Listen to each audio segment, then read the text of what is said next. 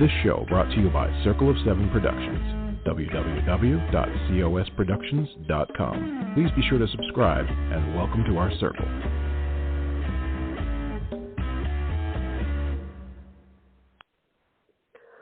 Well, hello, everybody. This is Patricia W. Fisher with Readers Entertainment Radio, and it is St. Patrick's Day, 2022. And I don't remember, and I keep meaning to look it up, but is it if you wear green, you get pinched, or you don't wear green, you get pinched? I personally think that you're probably going to get pinched no matter what. So I do need to look that up. But if you do have comments about that, go ahead and shoot them to me. Here at Blog Talk Radio, we've got our Readers Entertainment Radio, and I have the link up. You're more than welcome to send me some info on that. And does anybody know where that tradition started? So I'd love to know about that too. But today there's going to be a pinch me moment because I'm talking to an author with her debut novel, and it's very interesting because it's a pinch of fun and a pinch of sassy and a pinch of mystery. And so I'm looking forward to talking to Sam Tschida. And the way you pronounce her last name is Tschida, but you spell it Tschida. And she has written a book called Siri, Who Am I? And the story is about a young woman who wakes up in the emergency room. She's had a head injury, and she has no idea who she is, where she lives, anything about herself, and she has to retrace her steps going through her Instagram page and figuring out who she is, what her name is, and all this other stuff. And apparently there's a lot of people really upset with her. And, of course, because she doesn't really know what's going on, she's hard-pressed to understand, why people are mad at her. So I'm very interested to talk to Sam about this. And she is supposed to be here in just a few minutes, so I'm just going to keep gabbing until she gets here. And then we also have so many authors coming this year. I'm proud to say that I'm pretty much booked almost for the rest of the year. And I've got a ton of authors, some of which are new to you, and some of which are return friends that are going to be here. So in the next few weeks, we're going to see Anna Guire, who's going to come in, Tracy Douglas, Lily Chu, Nan Reinhardt. I've also got an anthology group coming in June, Heroes with Heart and Heat, or Heat and Heart. We've got Kelly Kane's going to come back. She was just here recently. Sinclair Jane has been here a few times. Just a ton of people. And then, of course, some people that are trying this for the very first time and very nervous. So I'm excited for them to be here this year and to give us a shout. So, and Sam has just jumped on the line. So we're going to talk to Sam here. Here she comes. Hey, Sam, how are you? Good. How about you? Hi. I'm good. So I'm going to do your little intro. So you're a rom-com writer. Okay. You live with your gang of children, a couple of poorly behaved dogs, and one handsome man, which if you guys want to see, he is on Instagram with Sam, so go check him out. When she's not writing, she's probably making lasagna, and then who knows what she's doing, and then, of course, guarantee that she's actively brainstorming her next book. She, besides living the dream of writing books, she is the head bitch at SMUT, Smut University, a school of writing she started for writers to connect, learn craft, and tell dirty jokes, which is a lot of fun. She also edits other people's books. She's part of Pitch Wars, and she is a Pisces, so we might as well call it what that university is. It's therapy. She is basically an unlicensed therapist who likes to write rom-coms, but really, writing is therapy, isn't it? It is, yeah.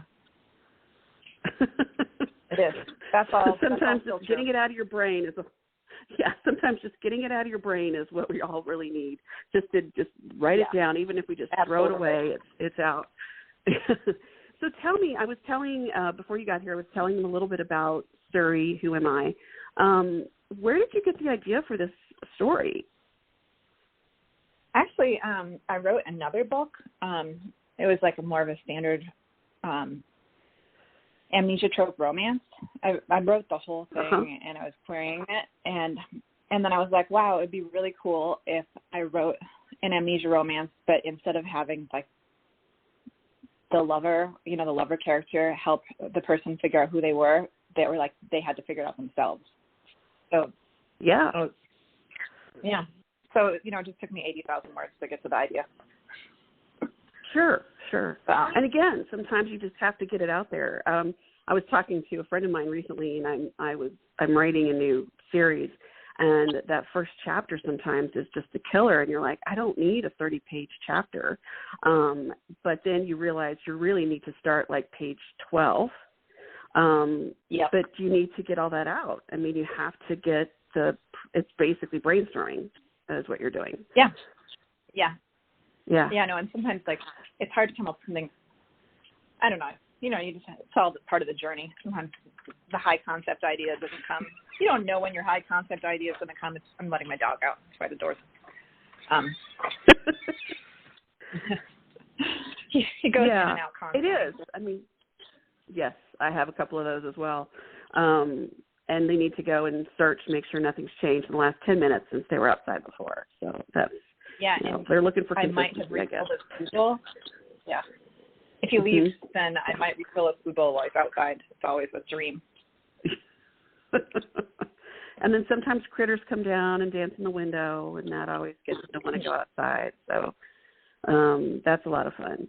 So you shifting the power from the main character, then the love interest trying to help find the story is huge, because that really puts all the power and the pressure on that main character, and you told it from first person. Yeah. I thought it was kind of fun because then she's tricking her. She really is literally fooling herself. Like they're out, which I thought was funny then. I'm always up for a joke. Well, yeah, and I mean, plus too, she, like you're saying, she's tricking herself. She's like, well, that can't be right. But then she's still asking the same questions that we as the reader are saying, no, wait a minute, what? Yep. And then how we kind of fool ourselves a little bit. Yeah.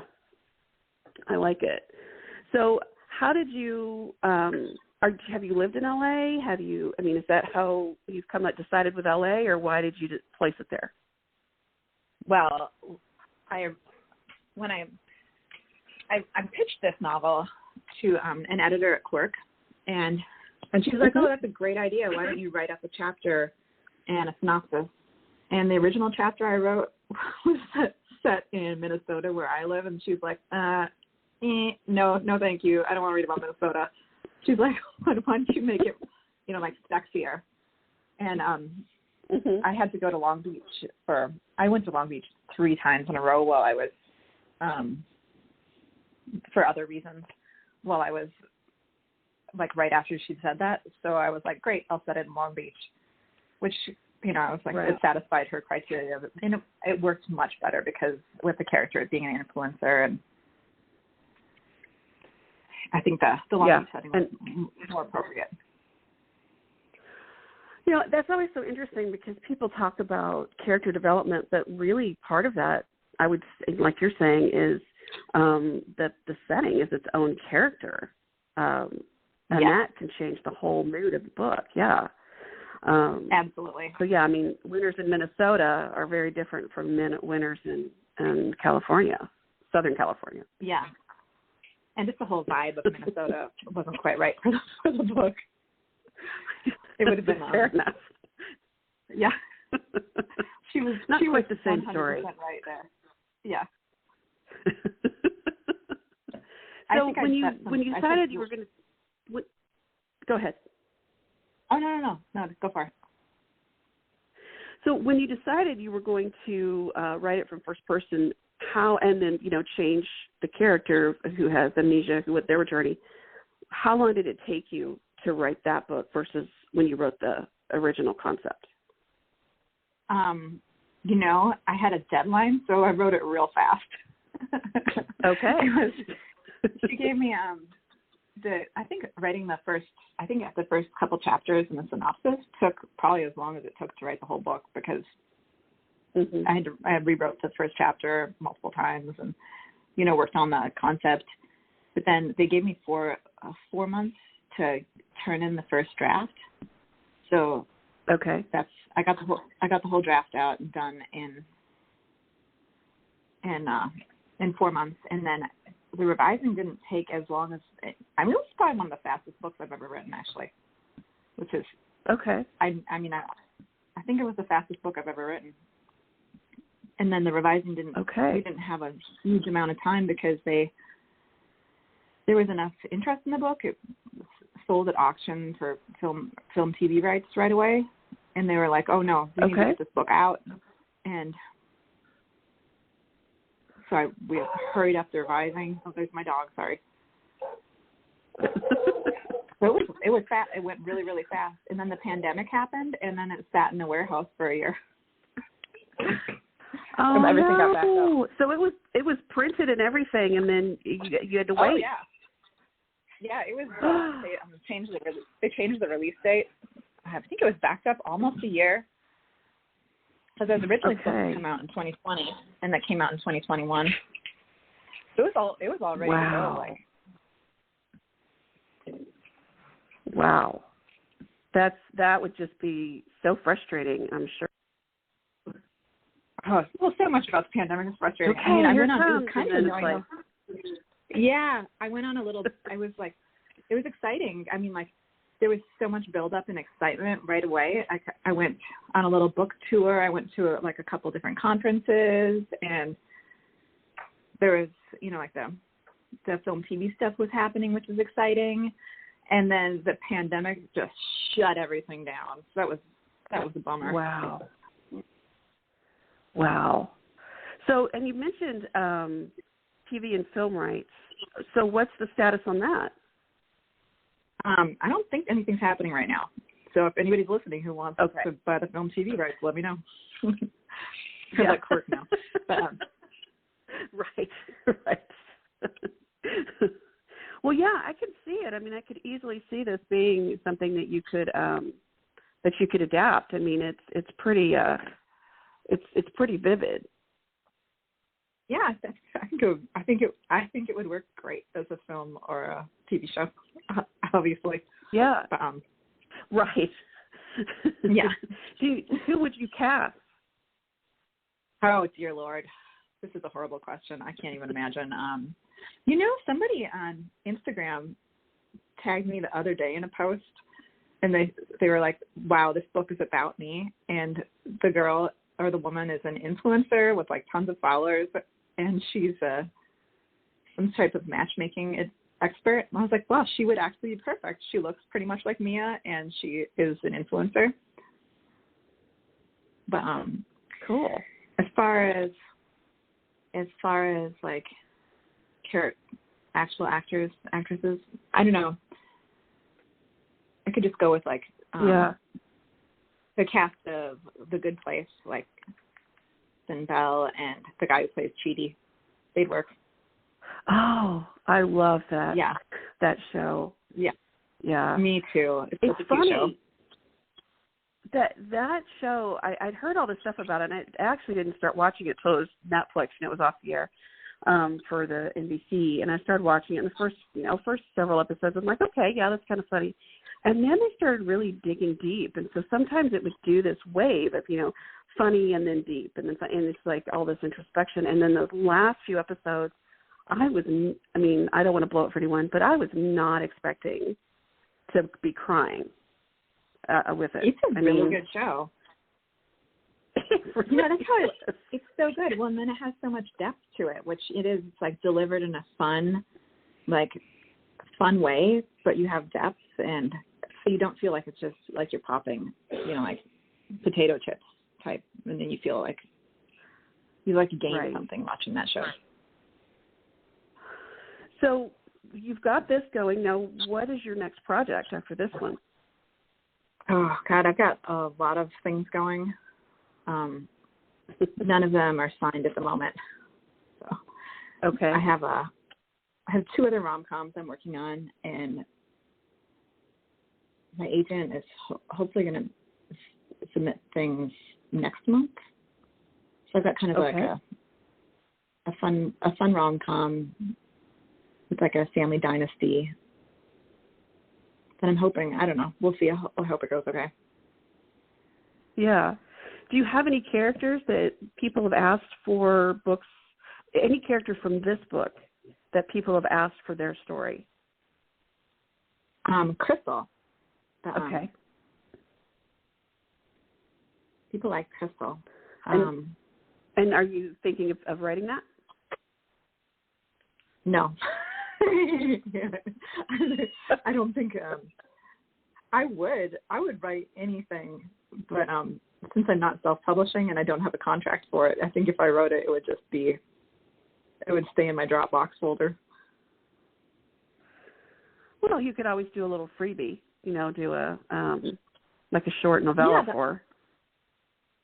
Yeah, actually, that's a great idea. I should do only for your newsletter people. That's genius. I am the worst business person on the planet Earth. So you should just tell me, if you tell me what I should do right here, I should just do it because I'm the worst business person. That's a great idea. I never thought of that. Yes. So write a little novella, and then you just only give it to, it's a free novella you get when you sign up for the newsletter. And so if anybody wants to sign up for her newsletter, you have to go to Sam Tschida, and remember it's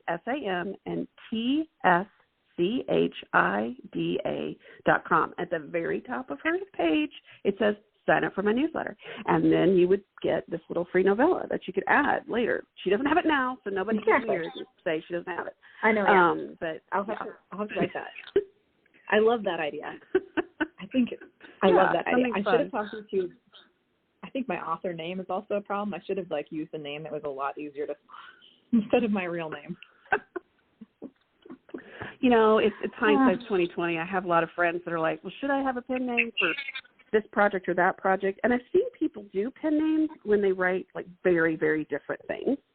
So if you write children's books and then you write, steamy romance, there's obviously you would do two different things because kids are like, oh, I know this author. It's like, not that book. So, but yeah, I think it just depends. I don't know. People will figure it out. If they can't spell your last name, they'll just say, Siri, who am I? And your name comes up. So it's all good. There we go. Easy peasy. So yeah, you're solid. So you've got this. You've got other things you're working on, but you have Smut University. So tell me where you came up with this idea and the name. I'm trying to think. I don't know where I came up with the name, and I think I just had the idea and I thought it was funny. And then I went with it. It's been great. I have 3 classes right now, and I love all the students. But I feel like anybody who signs up for Smut University, I automatically have a lot in common with them because they probably like a good joke and they don't take themselves too seriously. So right. It's been a really nice crowd of people. And so what you do, so someone can sign up for $100 a month, and then you get a class. Let's see, you've got Tuesday evening, Sunday morning. Those are full. Then you have Wednesday evening, and then a possible Tuesday lunch class. But you've also got Zoom writing. Yeah. Are those sprints? People can do sprints? Yeah, we do. We do sprints in the morning, and then okay. Now we do. I don't update the website very often, so the Sunday class, I could probably squeeze another person in now. But we do biannual retreats, and we're doing an event. This month we did a query workshop with an agent, and I have a couple agents reading chapters for people. It's been a nice group of people. Yeah, it is. It's been really nice. So how many are in a class? The retreats are really fun. Probably 10. 10 people. Okay. Sometimes it's a little smaller, sometimes it's a little bigger depending on, but I think on average, the Tuesday class is probably 6 people always show up, and then sometimes we're up to 10, depending on, some people are regulars and some people have busy lives and don't make it every week. Right. So do you have to have anything published? Is this someone who's aspiring to write? Do you have to write a specific kind of story, a certain genre, to be part of this group? There are no entrance requirements at all. Okay. Yeah. Okay. You can, as long as you're, I think I have a different, I have a lot of different genres. Like my Wednesday night class, I've got a couple of romance, a mystery, a sci-fi writer. Last night, a thriller writer started. It's kind of fun. I like to have the mixed genres. That's nice. And then varying like degrees of experience. I kind of like to have that. Okay. It's kind of it's like a Montessori group. Yeah. Oh. I mean, I think it's important that writers help writers no matter what level of writing you are, because I remember I was in a writers group and there was a woman in the group who had written this beautiful women's fiction. And she had come in and said she'd gotten picked up by a publisher, and we were all excited, and she starts talking to us about it. We realized it's a vanity press. So that they're, she's like, well, after I pay for the editing, and we were like, whoa, what? Oh, ouch. And and she was like, and we're like, no, absolutely not, pull it, because some of those vanity presses, the fine print, they own your book. I mean, you will never get it back. So people have to be very, very careful. But with so much self-publishing now and really good information about that, if you're feeling stressed out about getting your book published, if you put a really good quality product out there, nothing says that at some point, if you do sign with a publisher, they wouldn't republish your self-pubs if you wanted them to. So, never rush into something, like you're saying, into just for the sake of saying you have a book on the shelf. And I'm sure those are the kind of things you guys discuss, as well as craft of writing, what works, what doesn't, and the brainstorming parts. Yeah.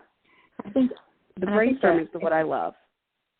Yeah, brainstorming is my favorite too. It's always that's the most fun. I love being in at the start of a project and all of the potential. I love the brainstorming. And then I think it is good too. It's important to network with other writers. So it's just important to talk to other writers and to talk about your project. Years ago, talk about your project. Go ahead. Oh no, I was just thinking. And if you go through your daily life, nobody knows. It's so important to writers, like the whole world that they're creating in their head. So if they don't share it with anyone, it's just it's especially bad if the book doesn't go anywhere. Then it's like this whole world that dies, and no one else ever knew about it. It was an important part. So it's good to have a group of people who are there for you.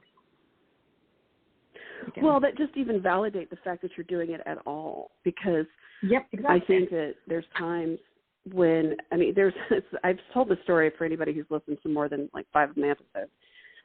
Years ago, I was on a panel, and there was a woman who was from the Sisters in Crime group, and she said the reason you want to have a group of writers, they validate your, crazy ideas. And so she said they were all at coffee, and one of the women there was going on a second honeymoon to Italy. And she kept talking about how they're going to stay in this castle, this hotel castle thing.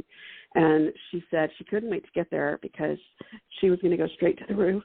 She was going to go straight to the roof and see how hard she'd have to push someone for them to land on the sidewalk. And so it was a Sisters in Crime chapter. So they're all sitting around talking about, so how tall is the ledge? Is the person going to be standing next to it? Are you going to throw them over? Are you going to push them over? How tall is the castle? And is it going to be a struggle? And there was this whole big brainstorming like you're talking about. But of course, if you said that to someone who didn't know, people would be like, should we be worried? Call the police. Do you need help? Does your husband need cancel help? all play dates with your children? Yes. Having that is just, it's massive. And plus, you can sit there and have, character witnesses if FBI ever comes knocking on your door because of your search history. So that's fair. Exactly. They can tell exactly why. Absolutely. I was like, we're concerned. It's like, oh, hold on. Yeah. I actually did that. I was in nursing. I had finished nursing school.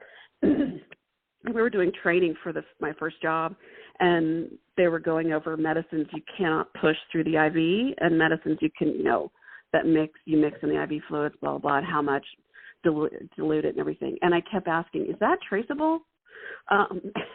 You were just taking notes for writing, because I love that.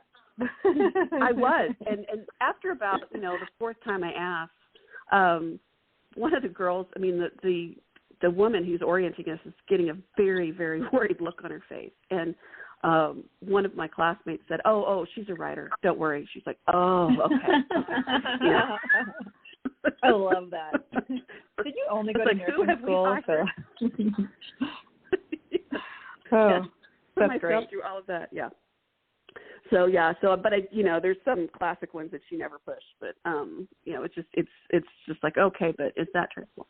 And I will not say that any of them that are not at this point. If people want to find out, they can talk to people. But you got this. They have to go to nursing school, right? That's right. They do. They have to go to some sort of medical training, because I'm not giving that up. So you've got all this going on, and you've got kiddos, and you've got dogs, and, you've got a life outside of writing. Do you have a schedule that you sit down every day to go by? Is it like a rotating schedule? How do you get that time for the words on the page? Like, you commit to yourself to do it. Well, I do. I run Zoom writing every morning with Smut U. So I always get some words in then, because I run the sprints. And then that's guaranteed. Sometimes that's all I get. Or at night. With the pandemic, it was particularly difficult because everybody was in the house. So I just try to sneak away, but kids. That the pandemic was definitely slowed me down, because me working from home and the kids all, doing their schooling from home, because Minnesota was home all year. That was just a lot of just doing my best. There was the schedule. That was a lot. That's all I can say. So now this year has been better. So I can always work in the morning. And then, sometimes I'll have I share custody of my kids too. So sometimes I'll have a day that is just pure, nothing. So then I'll just power out as many words as I can on a day like that. Right. Yeah. And I think that, again, you have to find out what works for you best. Because everyone's got their own method. Some people write great in the morning. Some people write great in the evening. Some people write great on deadline. Who knows? But there's no perfect way. We've all read stories about, I think it was John Grisham would get up at 5 every morning and write, and then there's others that would write, straight for 12 hours. And Nora Roberts is well known for, she puts in her 8 hours a day. She's she's putting out 5-6 books a year and has been doing that for who knows how long. But she's got a routine, and so I think that it's figuring out what your routine can be. It's a lot harder to have a routine with so many moving parts, though, and so many people. It really is. And then, even my parents will come into town on a day that there's just so many moving parts, because I feel like I have a pretty big life. But if I'm focused, a project I was working on right now, I look down and I've got 20,000 words. I don't even know how I did that. I don't. I don't know. I was on a plane and I managed 3,000 words on a plane. I just sneak it into the cracks, basically. Yeah. I think the hardest part, though, when you work from home, and correct me if I'm wrong, and you kind of mentioned it, though, people think you're immediately available. Absolutely. And you're not, Yep, all absolutely. the time. Absolutely. Even my computer, we only had one computer in the house, which was the computer, and everybody, so whenever the kids I would have to be like immediately available to help everyone, like with snacks, questions, to mediate fights. And then anybody who needed a computer, I had to give like, oh shit, the kids have to write a report on something and I need to write it. I'm like, what's more important? I don't know. Like you always like you have to like renegotiate like whether or not what you're doing is worthwhile. Like every day you wake up and try to figure out if it's worth fighting to get a few thousand words in when there's so many obstacles. Yeah, but then sometimes it's just for sanity purposes, you know. Even you have to. The 3,000 words you put out, you know, 290 of them you erase or put in some junk folder for later use. Yeah. I mean, it still needed to be said or written. Yeah. I think it's worth it. Or absolutely. And then if I haven't done it, like if I like let life kind of win for a few days, then I really feel like I feel horrible, and I have to carve out that time because that's what is meaningful to me and makes me happy as a person, and like that's my thing. Versus like you have to have like something for yourself as well as, and it's not just like a thing. It's actually my career, so it's a job, Anna. You can't let it slide. Oh yeah. No, you can't. And so when we're talking about carving out that niche and finding your way, we're going to go back to Siri, Where Am I?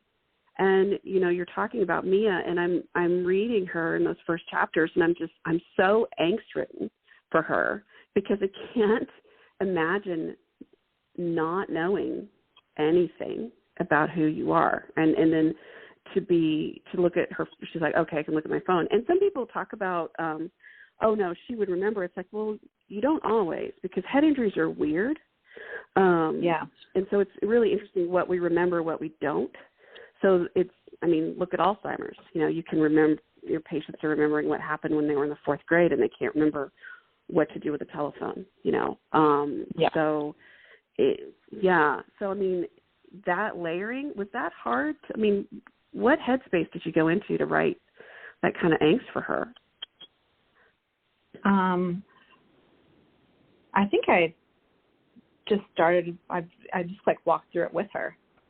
And I was trying to find the dramatic moments because that's what's interesting story-wise, and find the comedy in it. Because I like dark comedy, and that's what, you know, so that's the funniest and most compelling to me most of the time. That lighthearted stuff is great, but I like that darkness, like the comedy with some real depth, and that's what this is, I think.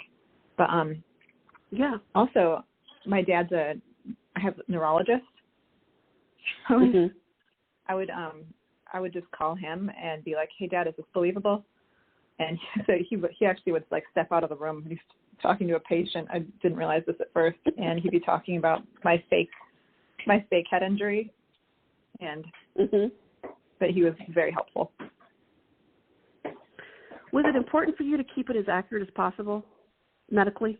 I wanted to make it believable. Sure. I'm not too worried about 100% accuracy. I'm mostly worried about a good story and just believable enough that the reader can be there for the ride. Right. Because too technical, they're going to like drift away to this is gone somewhere else. Yeah. But believable, I can understand that. And it's interesting too what's believable and then what's real sometimes with some of the way things have been presented, like being able to get labs back and for a complicated DNA sequence in 15 minutes on a TV show. It doesn't happen like that. So no. But but people are there for TV ride, purposes, right? Yep. Exactly. Absolutely. Exactly. Was your dad?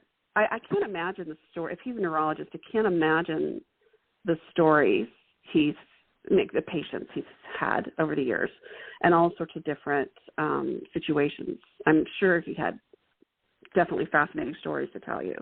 And some of which it was probably shocking, because in medicine it's just kind of a bizarre thing sometimes of what happens, what we think will happen, what doesn't. Was he surprised that you were writing something with amnesia? I mean, had you ever mentioned that before? No, I don't think my dad's surprised by anything. He's just along for the ride. He was, mostly just, he wanted me to go to medical school so bad. He gave me, medical school textbooks for college graduation. But he's been very supportive. Sure. He reads all my books. Even, I remember he was reading a YA rom-com I wrote on a plane. I was just like a hot boy on the cover. He's there for he's a good dad. He's such a good dad. And I think that's amazing. We're all pretty goofy, so I don't think I think amnesia is probably one of the least goofy things I've brought up at home. Right. So, but one of the big things that really got your attention was the TikTok.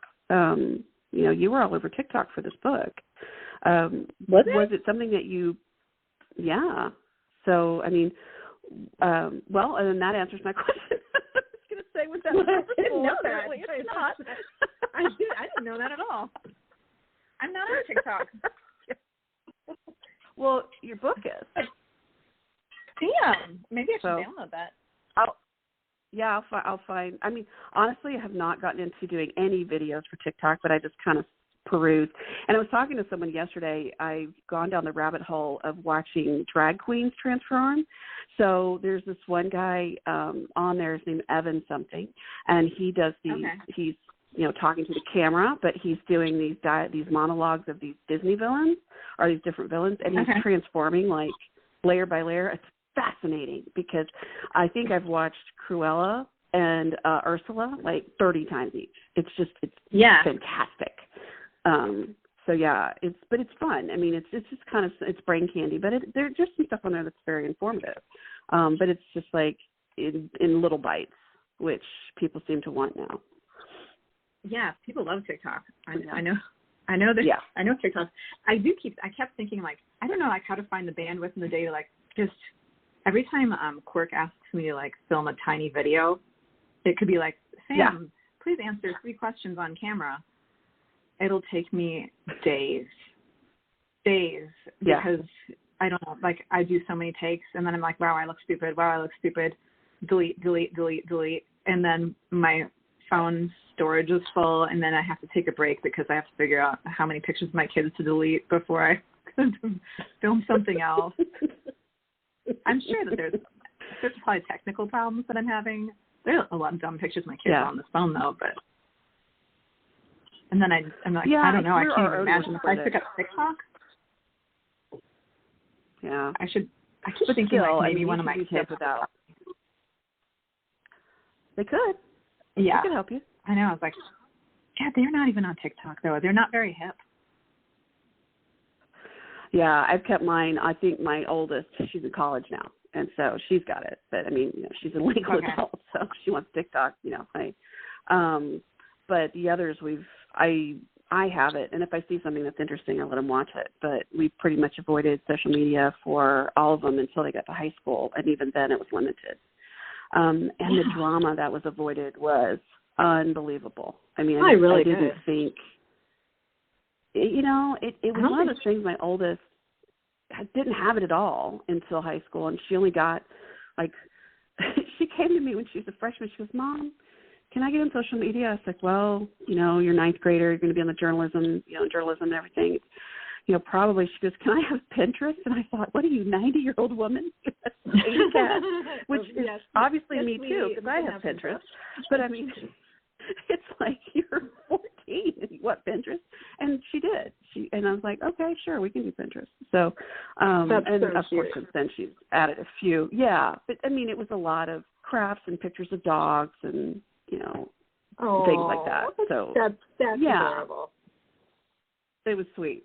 But I think that I found out that there was just a ton of stuff going on social media-wise through school, and she wasn't on it. So she would go to school, and people would say, "Did you see such and such?" And she'd say, "No." And they'd be like, "Oh." And she'd go to someone else and ask them. She didn't mind not knowing what the drama was. So we've just taken that thread with the others. Yeah. It just, and they don't miss it. It's no good. I'll just, yeah. At this age, it's a lot. It's a lot for kids to absorb. So, yeah, it's overwhelming at best. So, yeah. My middle kid has her first dance today, her first school dance. Oh, uh-huh. I know. She's not on social media, though. She's wearing my law school graduation robe and a like a Halloween beard to the nails. I think everyone's just wearing a weird costume. Like they're not even, I don't know if it's her, if she's the weird one, or if it's everybody. Okay, well, either way, it's a win-win. Yeah, I'm like, great, go for it, kid.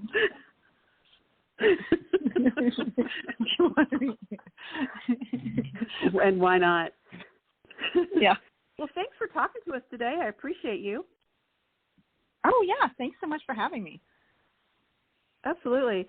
So if anybody, so this has been Patricia W. Fisher. Yeah, with Readers Entertainment Radio. We've been talking to Sam Tschida. She has the book, Siri, Who Am I? And you can find it out now. It's everywhere. Just do Siri, Where Am I?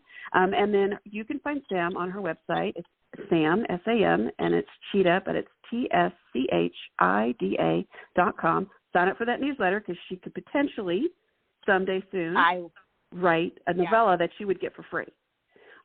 Great. And